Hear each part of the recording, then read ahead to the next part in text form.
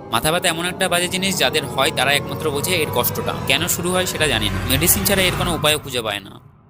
জয় হিন্দ বন্ধুরা, আমার স্টাডি চ্যালেঞ্জের আজ ডে 8। আজকের দিনটা মেডিটেশন দিয়ে শুরু করেছি, তবে চেয়ারে বসে, কারণ খাটে বসে মেডিটেশন করলে ঘুম পেয়ে যায়। আজকে স্টাডি রুটিনের ফার্স্ট ফ্লোর সকাল 7টা থেকে 9টা পর্যন্ত চলে। এরপর একটা ব্রেক নিয়ে চা বানিয়ে চা খেতে খেতে ছোলা সেদ্ধ বসিয়ে দিয়েছিলাম।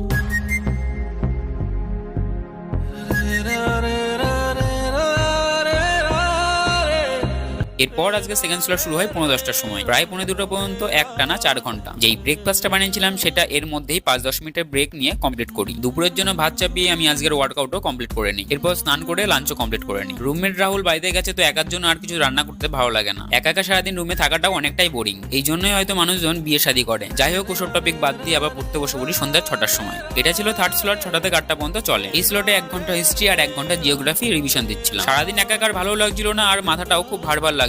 তো ভাবলাম একটু আশেপাশ দিয়ে হেঁটে আসি। নন্দননগরে এই দিকটা বেশ ভালো, প্রচুর ঝিল, ফাঁকা মাঠ আর খুব শান্ত পরিবেশ। মোটামুটি আধা ঘন্টা 40 মিনিট হাঁটাচলা করে রুমে এসে ডিনারও কমপ্লিট করে নিই। এরপর হঠাৎ সন্ধ্যেবেলায় মাথা ব্যথায় কনভার্ট হয়ে যায়। বাম লাগিয়ে চোখ বন্ধ করে শুয়ে কোনোভাবে যেন রেহাই পাওয়া যায় না। মেডিসিনই শেষমেশ ভরসা। আজকের পড়া কমপ্লিট হয়ে গেলে হয়তো ওষুধ খাওয়া লাগতো না, কষ্ট করে হলেও ঘুমিয়েই পড়তাম। কিন্তু স্টাডি রুটিনে এখনো 2 ঘন্টা মতো পড়া বাকি ছিল, সেই জন্য ওষুধ খেয়ে কিছুক্ষণ বিশ্রাম নিয়ে আদা দিয়ে চা বানিয়ে নিলাম। মোটামুটি আধা ঘন্টার মধ্যেই কমে গেছিল ব্যথা। এরপর পড়া কন্টিনিউ চলে রাত 11টা থেকে 1টা পর্যন্ত।